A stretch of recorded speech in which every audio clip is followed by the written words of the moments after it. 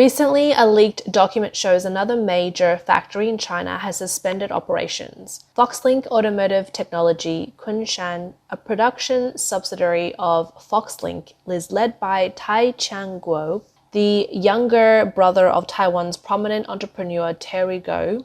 The company announced that due to market decline and insufficient orders, the company is facing operational difficulties and decided to issue a 6-month leave for some employees. The news immediately drew attention from both sides of the Taiwan Strait. In recent years, it has become common for companies across China to announce extended holidays for employees just before the Chinese New Year. However, this time is different, as Foxlink Kunshan Automotive Technology is no ordinary factory. Firstly, Kunshan is unique in that although it is only a country-level city under the administration of Suzhou City in Jiangsu Province, it is a gathering place for Taiwanese businesses. As of 2020, there were over 5,300 Taiwanese companies with over 100,000 Taiwanese entrepreneurs and a GDP exceeding that of 8 provincial capitals.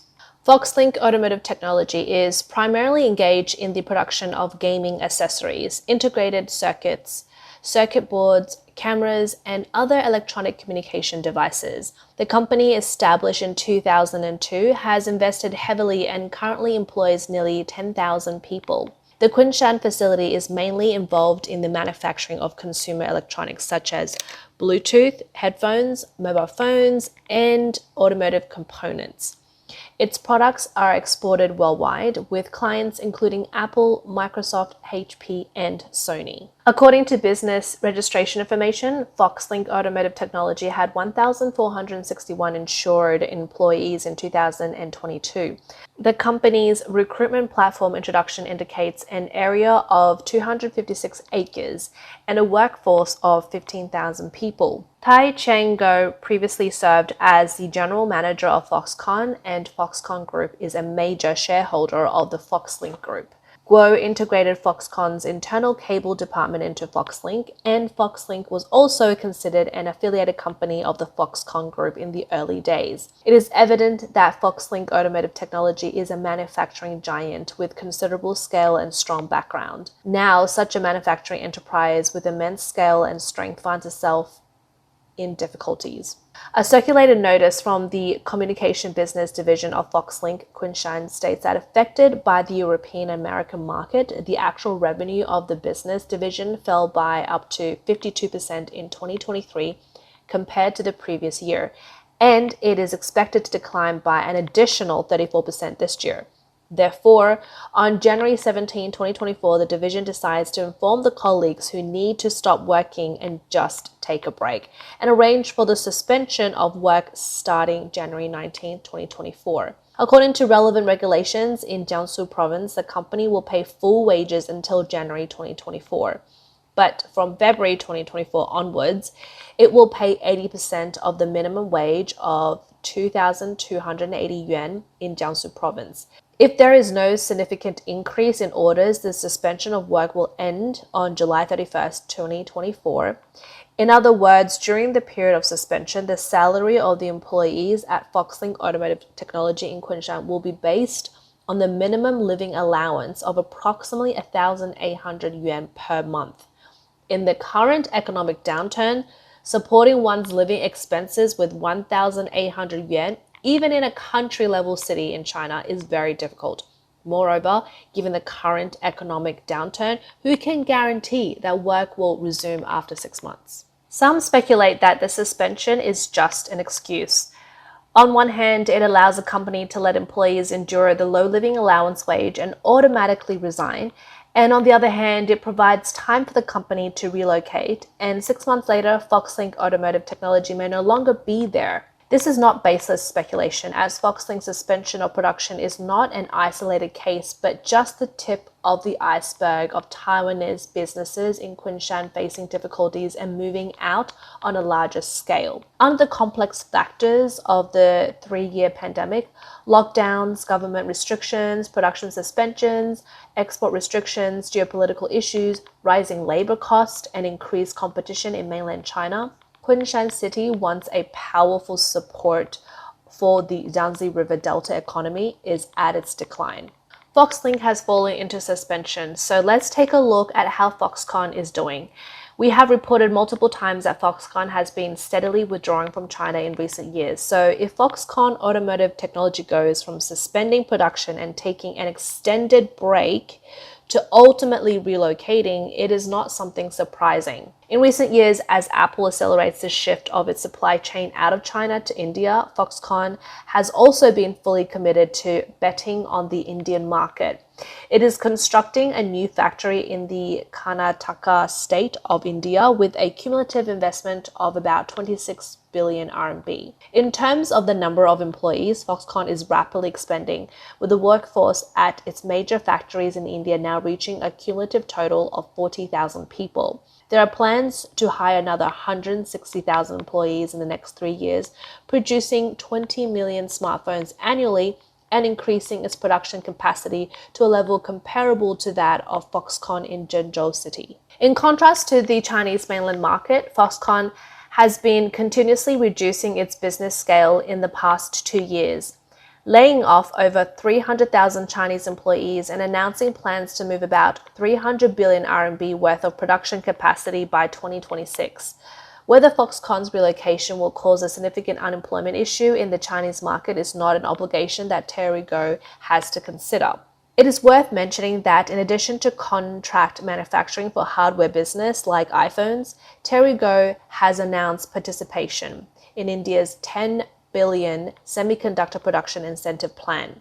He has already submitted an application to establish a chip factory locally to help improve the semiconductor industry chain. What does this mean? From the assembly of iPhones and low-end manufacturing to the high-end production of precision components like semiconductor chips, Foxconn is moving all of its operations away from China, no longer lingering in what used to be Apple's largest outsourcing manufacturing base. Now, the question arises, will Foxconn's departure lead to a significant reduction in employment opportunities in China? The answer is undoubtedly yes. Foxconn is a leading foreign investor in China, both in terms of sales and job creation. Foxconn has a total of 44 plants in mainland China, and just the Zhengzhou facility employs over 200,000 people, contributing to 80% of Zhengzhou's foreign trade. With around 1.2 million employees in China, Foxconn paid over 10 billion yuan in taxes in 2019. 1.2 million employees equate to 1.2 million households, approximately 3.6 million people.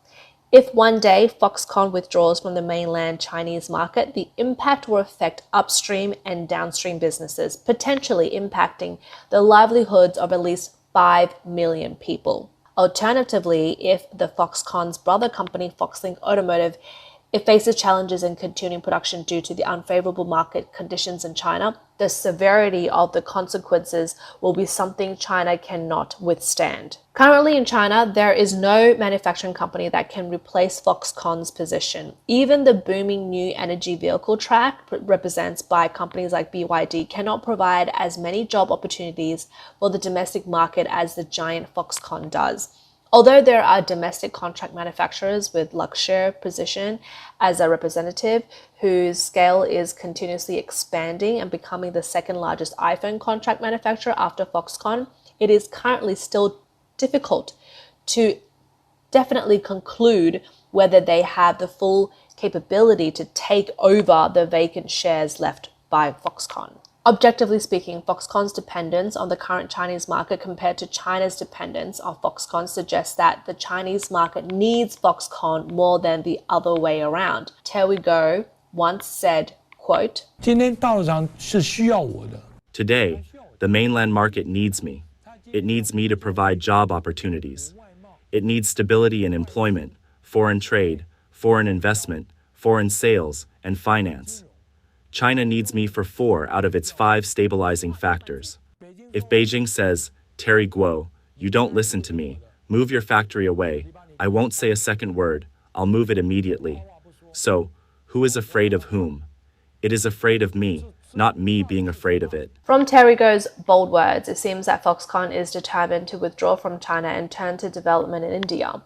The Indian market has an abundant and cheap labor force, although India has also issues such as generally low local employee training, inadequate basic infrastructure like water and electricity, and the need to import some core production equipment from mainland China.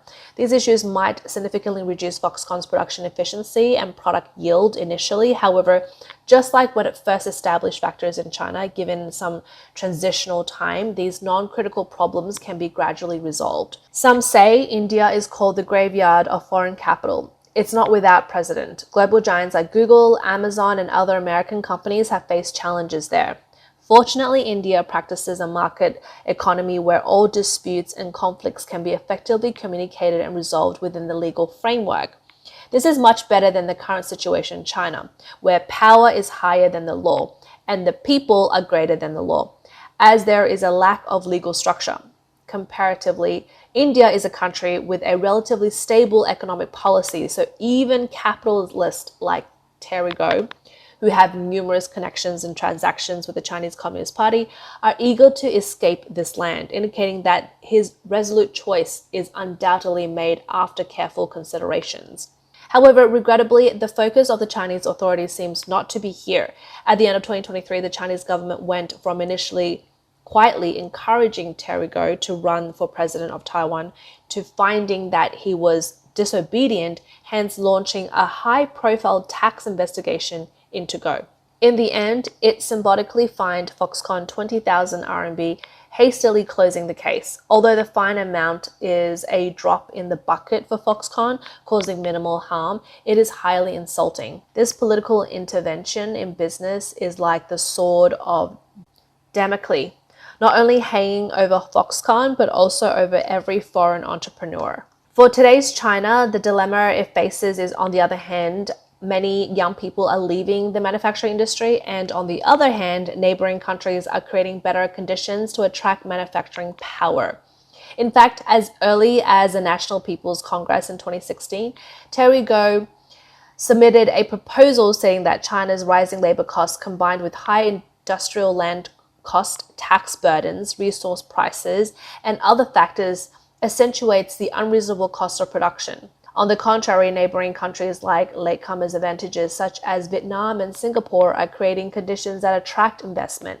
Looking at the foreign investment attractiveness of Vietnam, Singapore, and other countries today, Gou's judgment was relatively ahead of its time, especially in recent years after some major manufacturing plants have successfully shifted their capacity to Vietnam and India.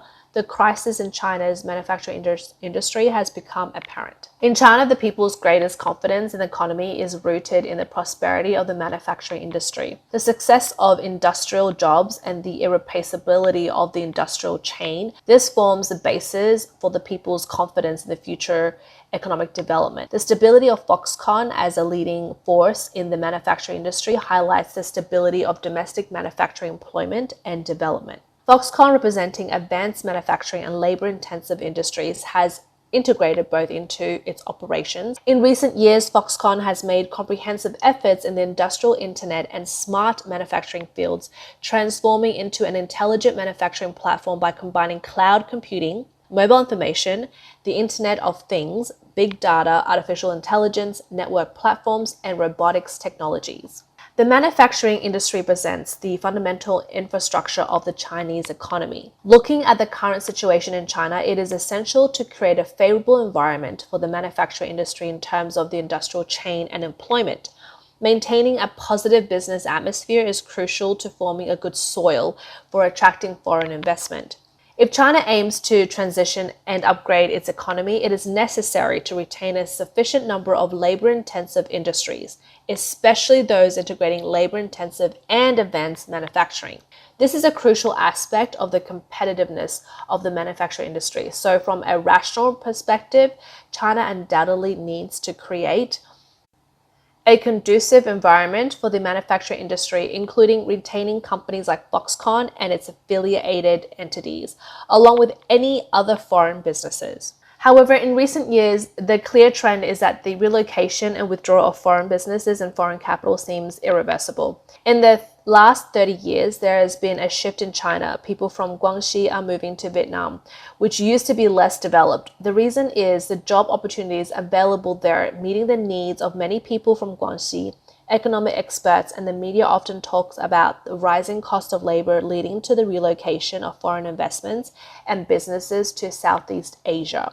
However, the main reason is not just the increase in labor cost, or at least it's not the primary reason. For example, Foxlink Automotive Technology has not relocated. Their current issue is a market decline and insufficient orders, leading to a suspension of operation. So even if a company stays in its original location, the outcomes may not be favorable when faced with market decline and insufficient orders. So what is the real key reason behind Foxconn's inclination to withdraw?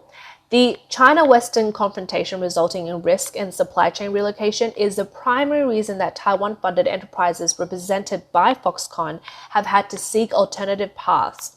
The deterioration in China's relationship with the West stems from the CCP's retrogressive policy orientation.